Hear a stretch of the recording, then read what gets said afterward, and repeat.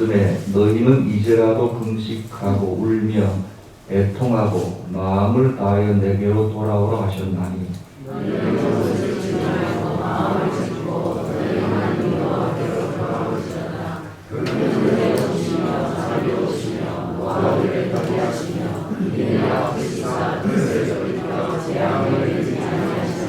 같이 읽습니다.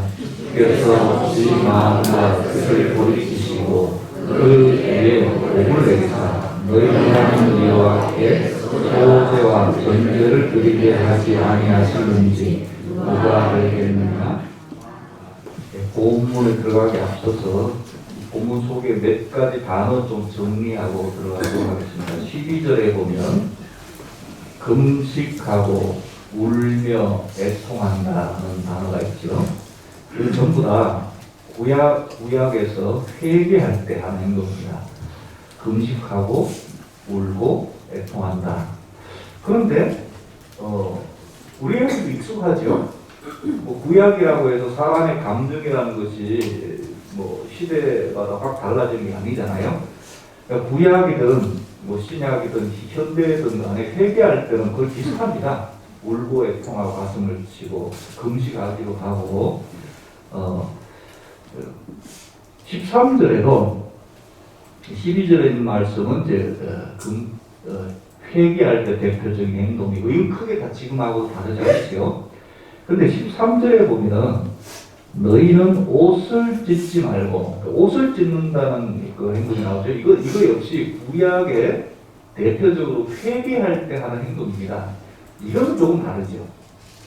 지금 누가 옷 찢어가면서 회개하는 사람도 있잖아요. 근데 구약에는 앞에 금식하고 울고 애통한 것뿐만 아니라 이 옷을 찢는 것을 통해서, 왜냐하면 그때는 옷이 귀한 때니까 그만큼 내가 정말 최선을 다해 마음으로 회개한다는 것을 보여주기 위해서 옷을 찢는 행동을 했었습니다.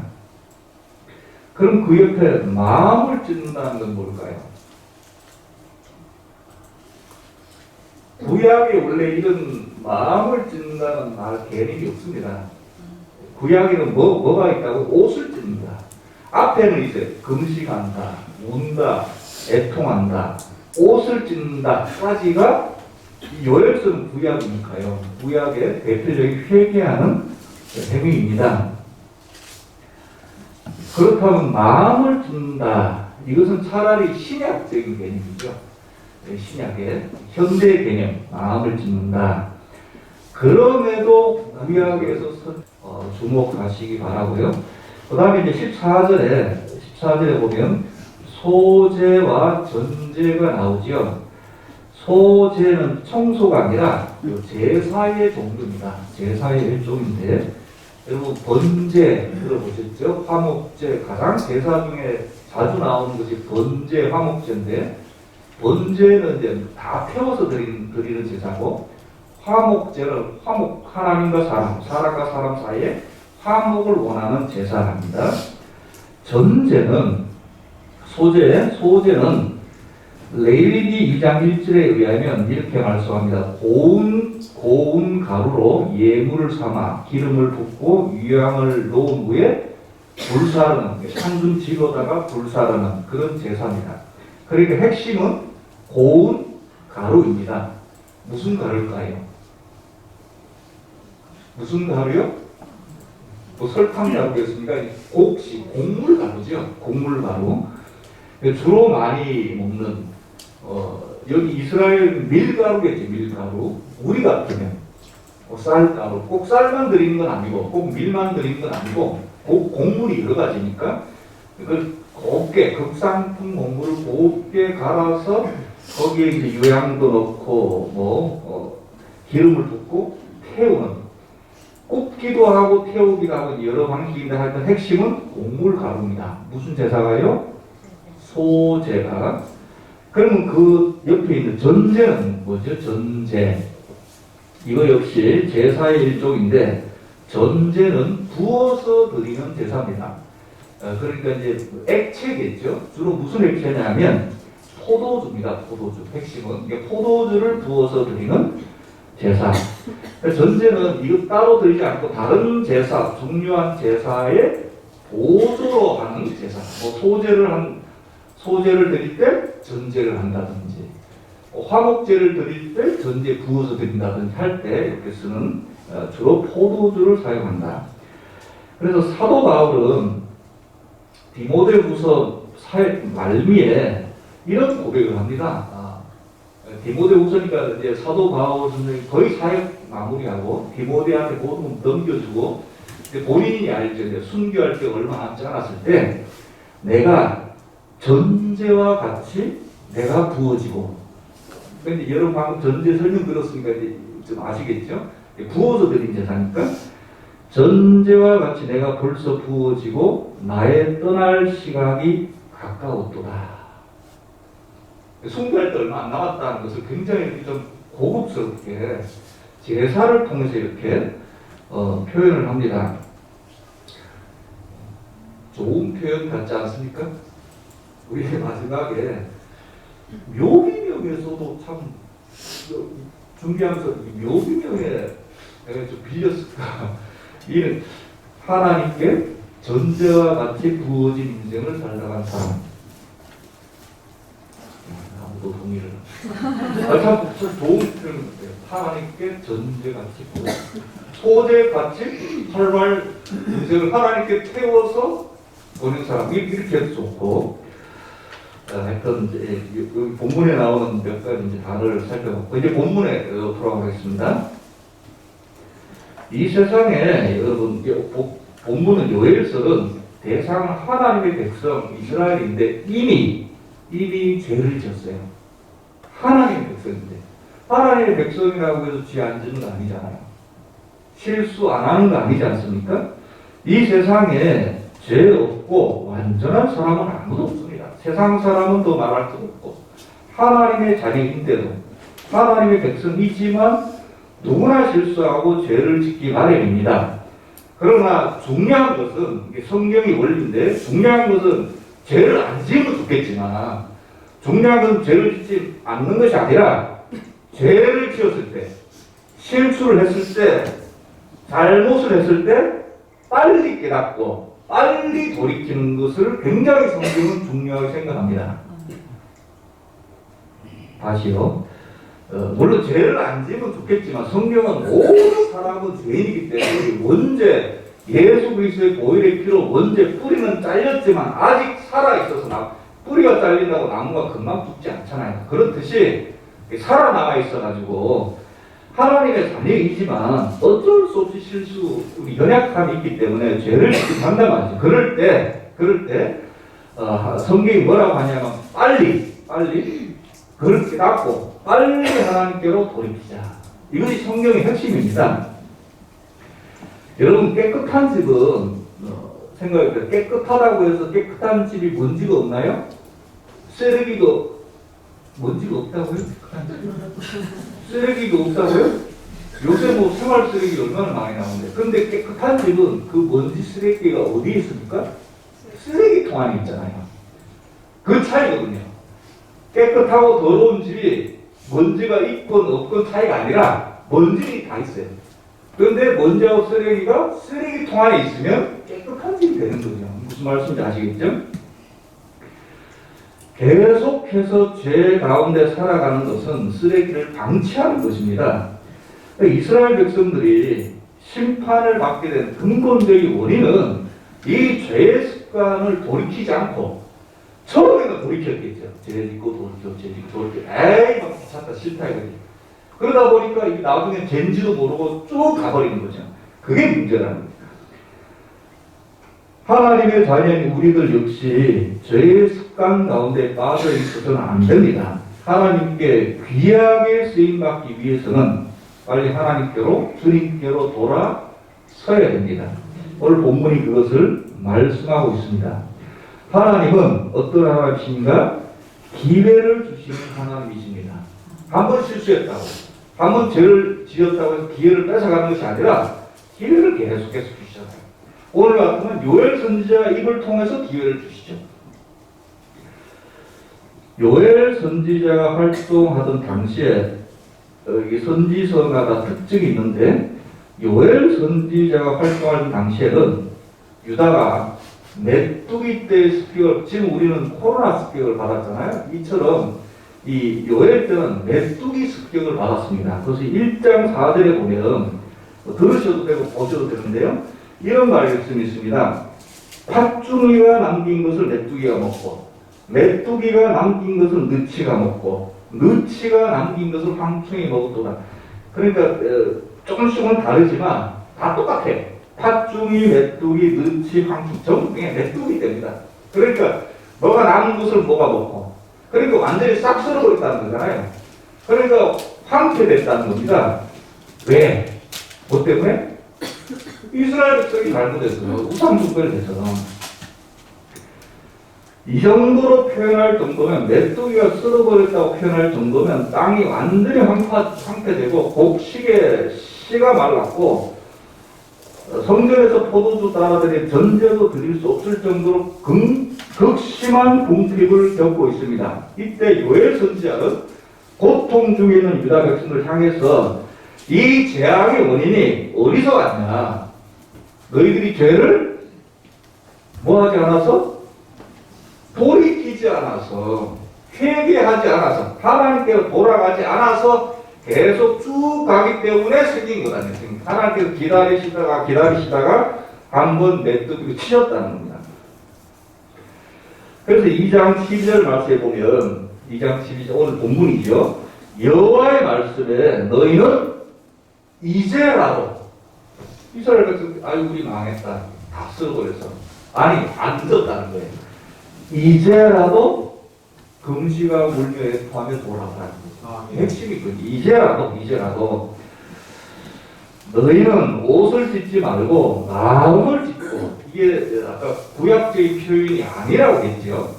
그런데도 불구하고 요엘 선지자가 마음을 찢으라는 것은 그만큼 이스라엘 백성들이 타성에 젖어 있다는 것을 말씀하고 있습니다. 타성에 젖어 있다. 여러분, 하나님은 다시 기회를 주시는 하나님이십니다. 이 세상은 우리에게 기회를 자주 주지 않습니다. 한 번, 두 번 끝입니다. 자기 자신이 책임을 져야 됩니다. 그러나 하나님은 기회를 주십니다. 자주 주십니다. 우리가 마음을 다하여 죄로부터 돌아서기를 원하십니다. 요엘 선지자는 그 방법을 금식하고 울며 애통하고 옷을 찢지 말고 마음을 찢어라 이렇게 말씀합니다. 마음을 찢어라. 아까 제가 제일 처음에 말씀드린 대로 당시 유대인들은 죄를 속하기 위해서 특히 대속죄 같은 경우, 우리로 따지면 고난주간이 되겠죠. 대속죄일에 금식했고 절망적인 상황에서 가슴을 치면서 대성통곡함으로 하나님께 진정으로 회개하고 있음을 나타냈습니다. 또한 극심한 슬픔에 사로잡히거나 억울한 일을 당했을 때 하나님 앞에 진심으로 회개할 때는 뭘 찢어요? 아까 구약 성경에 옷을 찢음으로 자신의 회개가 절실하고 진실되다는 것을 표현한다고 했지요. 유대인들에게 있어서 옷이 귀한 때에 옷을 찢는 행위는 그 속에 있는 슬픔을 겉으로 표현하는 방법이었습니다. 물론 여러분 처음에는 진심이었겠죠. 처음부터 사람이 잘못 나가지 않아요. 처음에는 옷을 찢는 게 진심이었을 겁니다. 안 그래도 옷이 귀한 때에 옷을 찢는 것은 상당한 의미가 있습니다. 진심이 담겨있지 않으면 할 수 없는 행위입니다. 그래서 여러분 옷을 찢는다는 것은 급격한 변화를 상징합니다. 여러분 요즘에 무슨 그런 영화 같은 데 보면 영웅 히어로 보면 왕왕 사람이 변하면서 막 옷이 찢어지면서 이렇게 막 변하는 그런 히어로도 있고, 대표적으로 여러분 헐크 아십니까?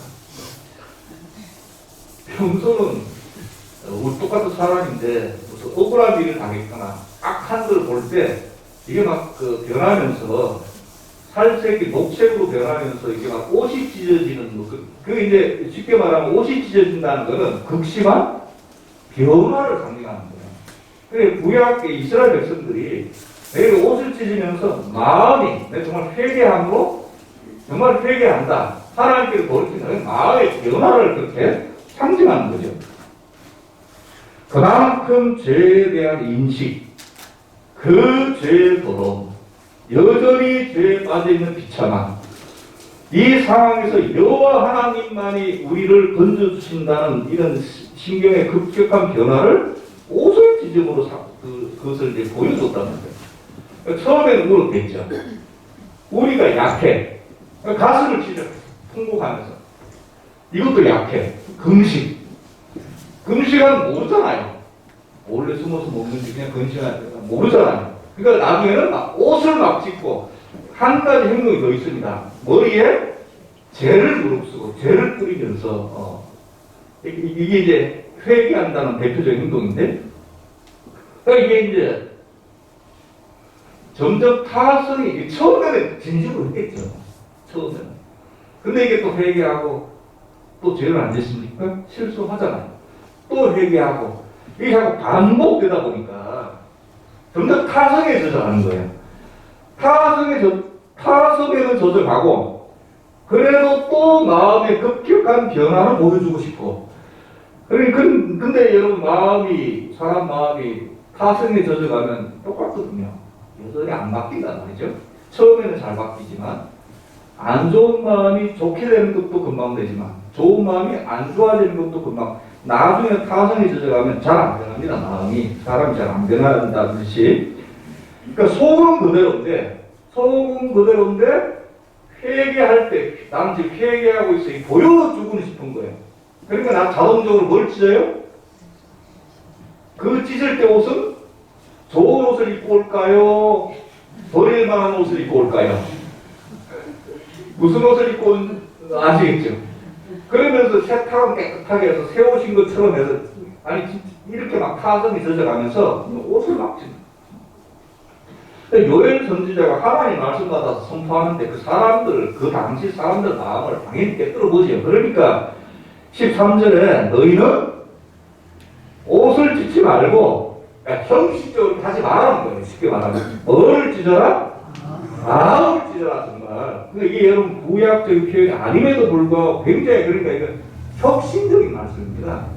굉장히 개혁적인 말씀. 이게 거의 신약적인 표현인데, 구약에도 왕왕 선지자들이 신구약 할 것 없이 하나님은 여기시고 사람 중심으로 보시기 때문에 뻔히 아니까 옷을 찢지 말고 마음을 찢어라 이렇게 선포하는데, 이 선포하는 내용이 굉장히 혁신적인 거예요.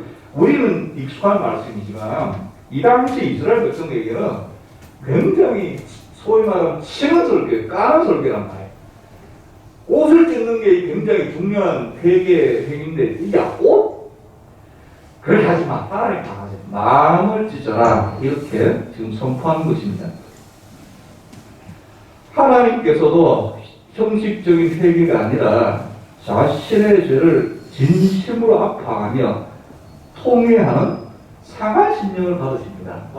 구약이라고 해서 옷을 찢는 시편 51편에도 다윗이 평생 딱 한 번 정말 큰 죄를 지었잖아요. 그 짓고 나서 시편 51편에 하나님께서 구하시는 제사는 상한 심령이다. 아멘. 본인이 그렇게 체험을 했으니까. 하나님이여 상하고 통회하는 마음을 주께서 멸시하지 아니하시리이다. 양이나 소가 아니라 상하고 통회하는 심령을 받으시기를 원한다는 겁니다. 나단 선지자가 다윗이 죄를 짓고 와서 다윗 왕을 책망했을 때 다윗이 했던 회개가 바로 마음을 찢는 회개였습니다. 나단 선지자는 부하를 죽게 하고 그 부하의 아들을 취한 다윗을 찾아가서 죄를 지적했을 때 다윗은 즉시 자신의 죄를 자백하고 진심으로 회개합니다. 다윗이 나단에게 이르되 내가 여호와께 죄를 범하였노라. 이것이 바로 하나님이 원하시는 회개입니다. 하나님은 우리가 어떠한 죄를 지었을지라도, 다시요, 우리가 어떠한 죄를 지었을지라도 회개하고 하나님께로 여러분 우리가 익히 아는 말씀이고 당연한 말씀 같아도 너무너무 중요합니다. 우리가 어떠한 죄를 지었을지라도 회개하고 하나님께로 돌아오기만 하면 우리를 용서하시고 다시 일으켜 세워주십니다. 우리 어떤 죄보다 그 죄를 씻어주시고 도말해주시는 예수 그리스도의 피의 보혈이 능력이 훨씬 크기 때문에 우리 죄가 아무것도 아니라는 것이 아니라 죄는 여러분 굉장히 무겁죠. 하나님하고 우리 사이를 갈라놓는 게 바로 죄니까요. 그러나 그 예수 그리스도의 피 복로를 기반으로 해서 하나님께서는 그러니까 어떤 죄를 지었을지라도 회개하여 하나님께 돌아와라. 늦었다고 생각할 때가 가장 빠를 때입니다. 그리고 지금 회개할 때입니다. 메뚜기 뼈가 다 휩쓸었다고? 이제 모든 다 포기했다고? 아니야. 지금도 안 늦었어. 지금 한 대 맞았지만, 메뚜기로 한 대, 우린 지금 코로나로 좀 맞았잖아요. 맞았지만, 그래도 메시지는 같이 요일이나 지금이나 메시지는 같습니다. 아직도 안 늦었다. 아직도 늦지 않았다. 이런 시절 내가 은혜 베풀 때 너희에게 듣고 구원의 날에 너를 도왔다 하시니 보라 지금은 은혜 받을 만한 때요. 보라 지금은 구원의 날이로다.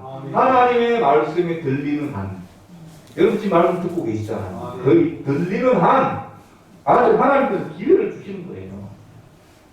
요엘 선지자를 통해서 하나님께서 기회를 주신다고요.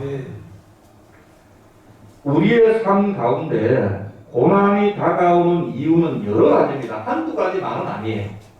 욥처럼 아무 이유 없이 고난이 오는 경우도 있습니다. 그러나 분명히 고난 중에 하나는 오늘 요엘 말씀처럼 우리가 하나님을 멀리 떠나 있기 때문이다. 돌이키게 하시도록 고난을 주셨다. 이렇게 성경은 말씀합니다.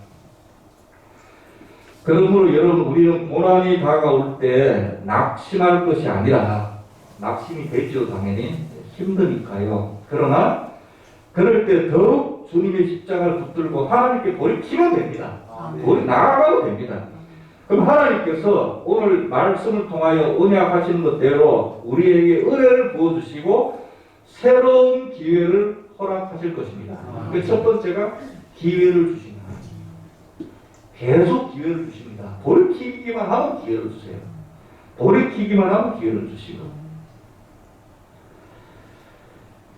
보통 그런데 참 사람이 이게 참 삶이라는 게 굉장히 오묘하지요.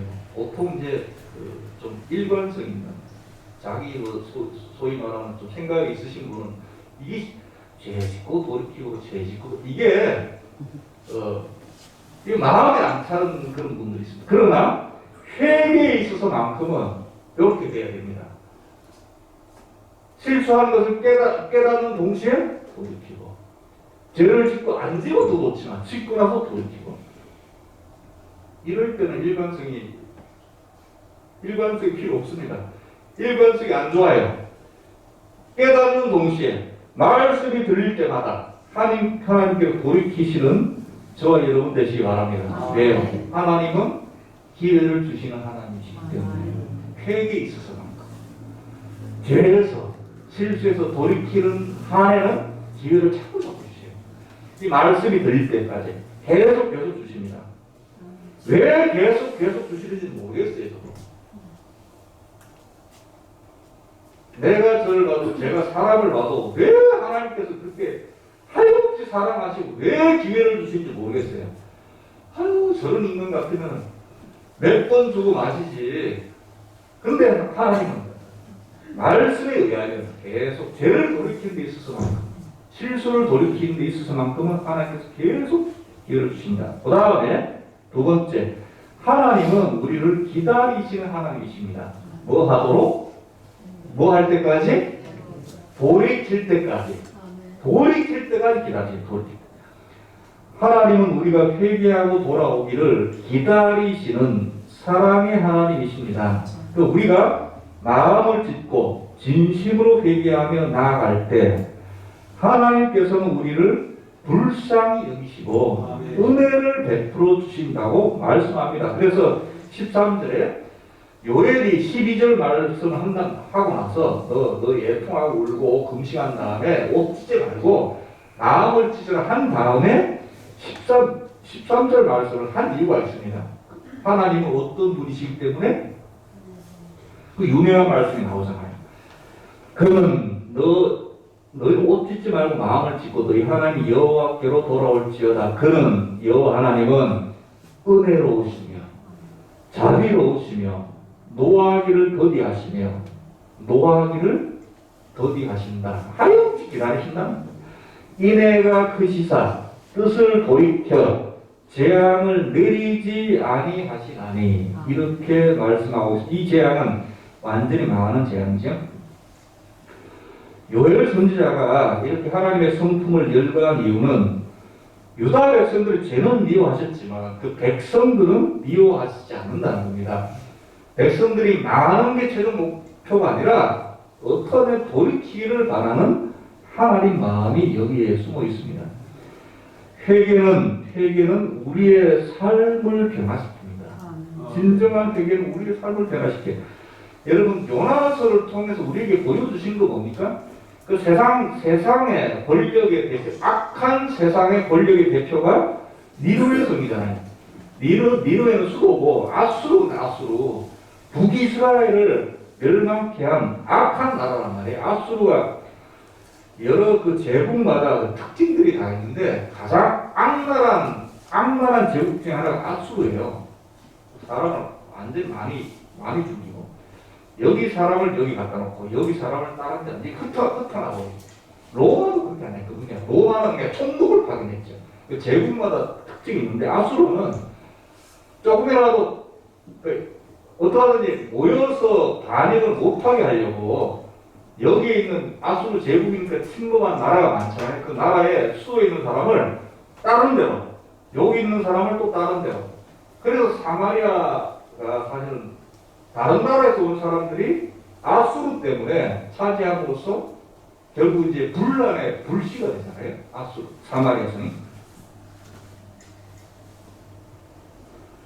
그런 니누에, 그런 아수르 수도도 요나가 단 며칠도 아니죠. 하루 딱 회개 선포. 회개 안 하면 죽는다. 그 메시지를 듣고 왕으로부터 비롯해서 짐승까지 회개하고 애통했을 때 하나님이 뜻을 돌이키셨어요. 그때 요나 때 만약 망했으면 북이스라엘 안 망했을 텐데 그때 요나 때부터 200년을 더 아수르 제국이 유지됩니다. 200년을 더요. 요나서 3장 10절에 회개하고 이제 그 내리려도 재앙을 안 내리니까 요나서 3장 10절에 하나님이 그들이 행한 것, 그 아수르 사람들, 그 악한 길에서 돌이켜 떠난 것을 보시고 하나님이 뜻을 돌이키사 그들에게 내리리라고 말씀하신 재앙을 내리지 아니하시니라. 그걸 보고 요나 선지자가 또 열받아가지고 저 악한 놈들을 망해야 되는데 그래서 요나가 안 그런 거예요. 이런 일이 있을까? 이런 일이. 그래서 니누의 성을 안 가고 다른 데로 갔잖아요. 그래서 이것 때문에 요나가 그렇게 싫어했습니다. 아무리 어렵고 힘든 상황에 처할지라도 그렇다면 니누에도 그런 악한 사람도 회개했을 때 하나님이 돌이키셨거든. 하물며 하나님의 백성, 하물며 저와 여러분은 얼마나 더 하나님께서 용서해 주시겠냐 한 거죠. 세상 사람도 악한 사람도 회개하면 하나님께서 용서해 주시는데 이미 하나님의 자녀된 저와 여러분 이스라엘 백성들은 오죽하겠냐. 이것을 요엘 선지자가 강력하게 말씀합니다. 그는 은혜로우시며 자비로우시며 노하기를 더디하시며 은혜가 크시니 뜻을 돌이켜 재앙을 내리지 아니하신다. 이렇게 말씀합니다. 그래서 여러분 우리 세상 사람하고 달리 우리는 아무리 어렵고 힘든 상황에 처한다 할지라도 우리에게 희망과 소망이 있는 것은 바로 이 하나님의 성품 때문이에요. 하나님 믿는다는 게 뭔데요? 여러분 하나님 믿으셔서 이 좋은 날 교회 예배 드리시잖아요. 그 의미가 뭔데요? 하나님을 믿는다는 게 뭐냐고요. 이 하나님의 성품을 인정하고 받아들인다는 거잖아요. 이렇게 자비하시고 은혜로우시고 노하게 도대하신다면 세상 사람들은 희망이 없다고 하고 이 정도는 포기할 만하지만 그러나 이 하나님의 성품을 붙드는 한 우리에게는 소망이 있을 줄로 믿습니다. 그걸 믿는 게 믿음이잖아요. 인애가 크시다. 노하기를 도대하시고 자비로우시고 은혜로우시다고 하지 않습니까? 하나님은 죄짓고 불의하며 추하여 버림을 받아야 마땅함에도 불구하고 회개하고 돌아가기만 하면 용서해 주시고 받아주시는 사랑의 하나님이십니다. 하나님의 이 크신 사랑을 많은 선지자들이 다양하게 표현하는데 이사야 선지자는 이렇게 표현했습니다. 이사야 1장 18절에 여호와께서 말씀하시되 오라 우리가 서로 변론하다 너희의 죄가 종 같을지라도 뭐같이 희어진다고요? 양털같이 눈같이 희어진다고 이렇게 표현합니다. 같은 말씀이에요. 요엘은 하나님의 성품에 집중한 거고 이사야는 변론하다 법적인 용어를 썼지만 역시 마찬가지 죄가 사해진다는 아무리 죄가 시뻘게도 너희 죄가 희어진다는 거예요. 눈과 같이 양털같이. 지금은 좀 다르게 표현하겠죠. 여기는 삶이 양치고 양깍거니까 색깔이 하얘니까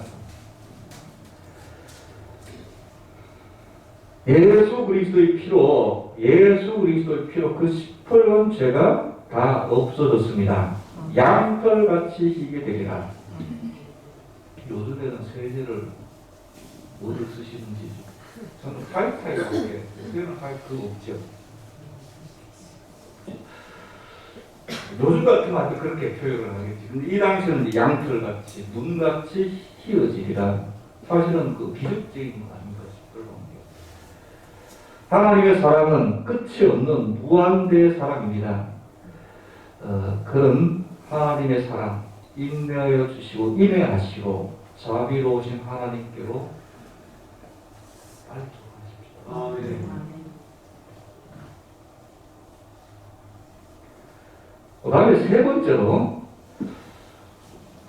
이건 저는 이해는 안 되지만 말씀하니까 제가 선포하겠습니다.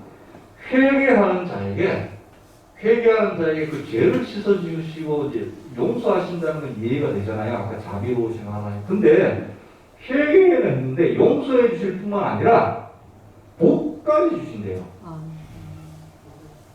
아멘이 아니라 뭐 이쁘다고. 생각이, 요건 제가 이해가 안 되지. 그렇대요, 하나님께서. 회개하고 돌이키면 용서해 주실 뿐만 아니라 복을 부으신다는 거예요. 이건 하나님 마음이시니까.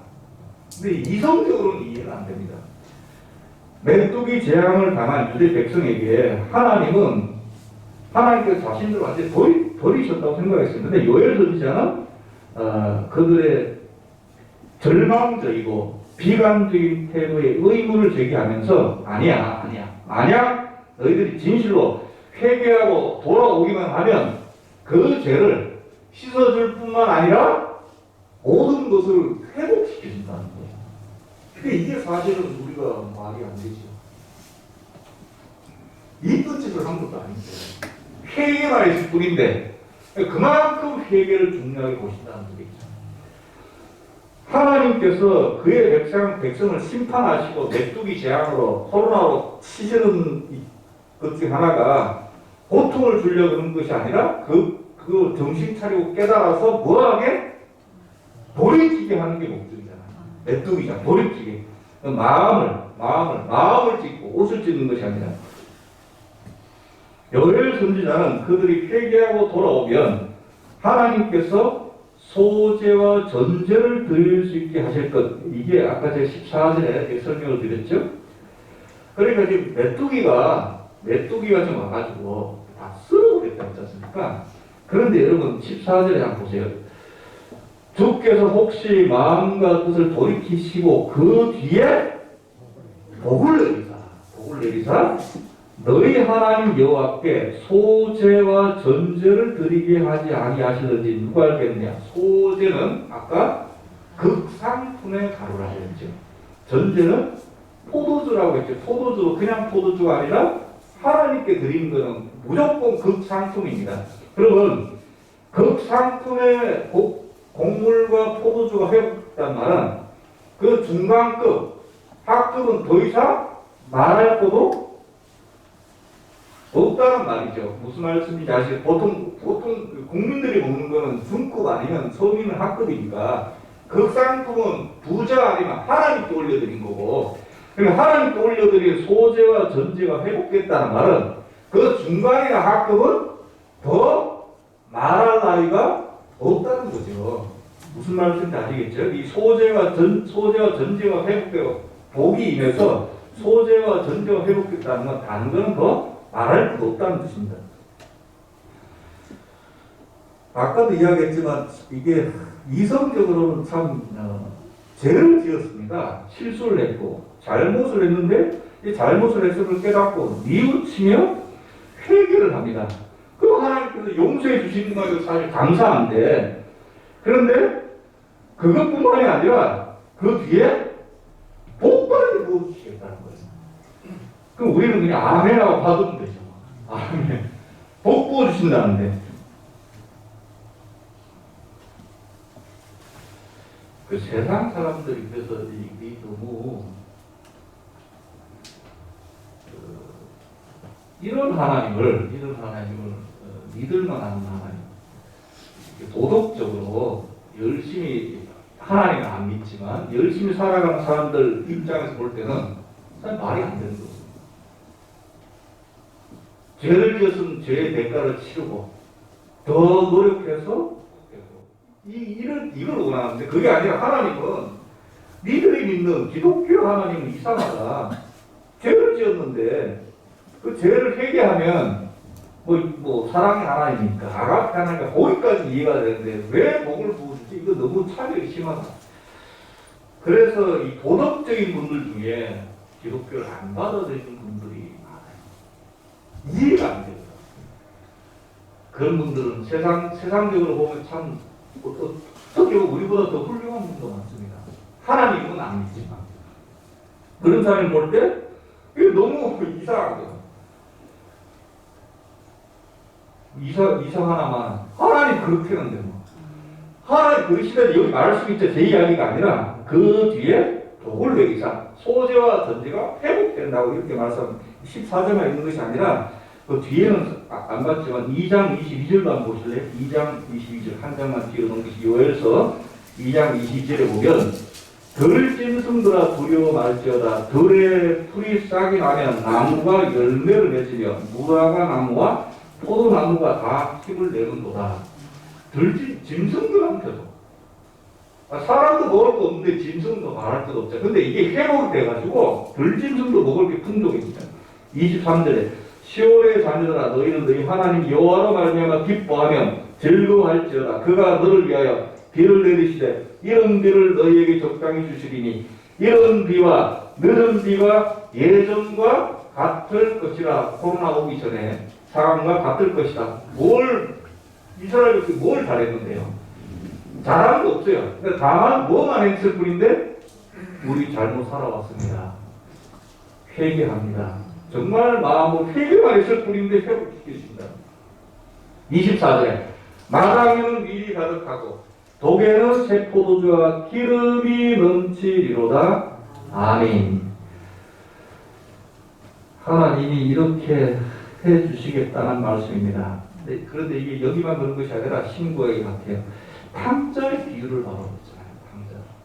둘째 아들이 아버지 우상을 다시 전하는데 달라고 해서 외국으로 날라가지고 다 탕진하고, 이제 다른 먹을 게 없으니까 억지로 거짓골에서 아버지한테 돌아왔을 때 그래도 양심 있는지 아들도 여겨주지 마시고 종처럼 대해주세요 할 때 아버지가 아들의 지위를 회복시켜 줄 뿐만 아니라 뭐까지 해줬습니까? 잔치까지 베풀어줬잖아요. 뭐가 예쁘다. 그런데 이런 하나님이 있어요. 저와 여러분이 믿는 하나님 이런 하나님이시라고요. 성경 말씀이잖아요. 뭐가 예쁘다고? 내가 나를 봐도 예쁘지 않고 옆에 봐도 예쁘지 않는데 하나님은 이뻐하신대요. 그러니까 이게 신비 아닙니까? 우리 눈보다 하나님 눈이 훨씬 더 높으실 거 아닙니까? 근데 우리는 아무리 봐도 예쁜 모습이 없는데 내가 나를 봐도 하나님은 예쁘시다는 게 뭐만 근거하면 잘못했어요. 제가 실수했어요. 제가 죄를 졌어요. 하나님께로 돌아갑니다. 항구하고 돌아갑니다. 그것만 했을 뿐인데 받아주신 것뿐만 아니라 잔치까지 복까지 부어주신다는 거예요.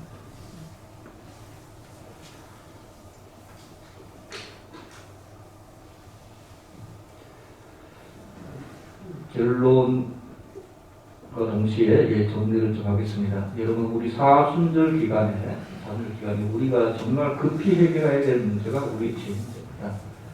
회개입니다. 회개. 하나님은 기회를 주시는 하나님이세요. 기회를 자꾸 주세요. 기회를 주십니다. 오늘 본문 속에 곳곳에 이 기회를 어떻게든지 주시려는 하나님의 마음이 숨어 있습니다. 12절에 다시 2장 12절에도 너희는 이제라도 안 늦었다는 거죠. 이제라도 회개하고 돌아오면 받아주겠다는 거죠. 그러니까 어떻게든지 기회를 주시려면 이제라도 이런 표현 14절에 주께서 혹시 누가 알겠느냐 누가 이런 표현들이 전부 다 어떻게든지 기회를 주시려는 기회를 주신다. 이런 기회를 세상은 우리에게 기회를 주지 않지만 하나님이 당한 이유는 우리가 믿는 하나님은 기회를 주십니다. 이 기회를 붙잡으십시다. 아무리 주면 우리가 붙잡아야죠. 잡는 저와 여러분 되시길 바랍니다. 그 다음에 둘째는 기회를 주실 뿐만 아니라 돌아오기를 기다리시는 분이십니다. 하염없이 기다리세요. 이런 분은 그러니까 기회를 줘도 까다로운 분이 있죠. 예를 들어서 뭐 우리 부모님이나 뭐 직장 상사나 가게 사장 같은 경우 여러분 청년 같은 알바 같은 많이 하잖아요. 이런 사장이 있어요. 기회 준다. 나 같은 사장 없어. 너 딴 가게 가면 바로 잘려. 내가 기회를 줘. 기회를 준다니까. 너 세상 기회를 준 자가 얼마나 내가 마음이 넓은 자 기회를 받아도 기분이 나빠요. 찝찝해요. 이런 부모 없으면 딴 집에 태어났으면 벌써 아프시요. 이런 엄마 있는 줄 알아? 기회를 계속 주는 게 아니라 잔소리를 계속 하는 거지. 그러면 기회를 받아서 기분이 좋아야 되는데 차라리 기회를 안 주고. 근데 하나님은요, 기회를 계속 주실 뿐만 아니라 기다리세요. 그래서 이게 부작용이 생긴 게 뭐냐면, 기회는 계속 주시고, 잔소리는 안 하고 하염없이 기다리시니까, 너무 우리가 악용하는 거예요.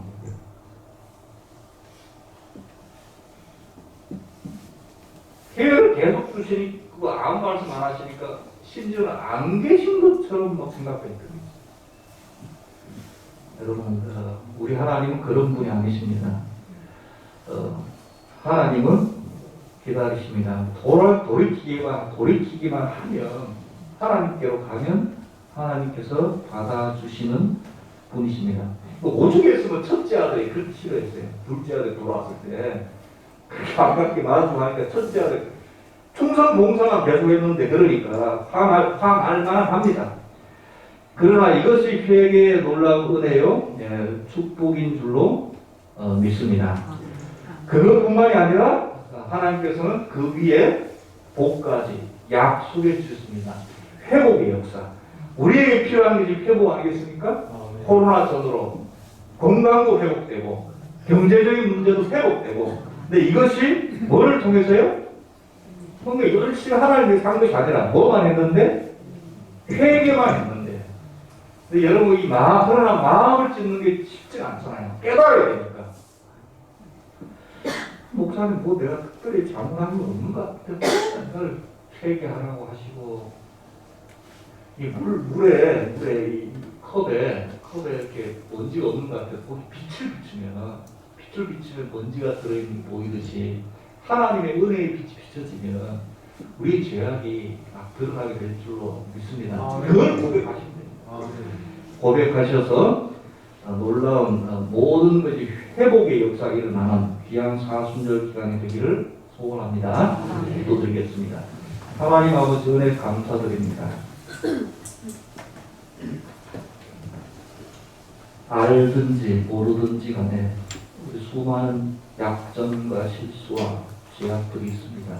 이 사순절 기간에 정말 우리 온전히 주님께 그 죄와 실수를 회개하기를 원하시는 하나님, 하염없이 기회를 주시며 하염없이 기다리시며 회개하기만 하면 돌이키시고 회복시켜 주시다고 약속까지 하여 주신 하나님, 그분께 사순절 기간에 우리 연약함과 부족함을 깨달아 주님께 돌이키는 그런 저들, 그리하여 우리의 모든 것이 건강과 우리 경제적인 문제와 꼬였던 인간관계 모든 것이 풀려지고 회복되는 역사를 체험하는 모든 사랑의 성도를 다 될 수 있도록 좀 인도하여 주시옵소서. 예수 그리스도 이름으로 기도드렸사옵나이다. 아멘.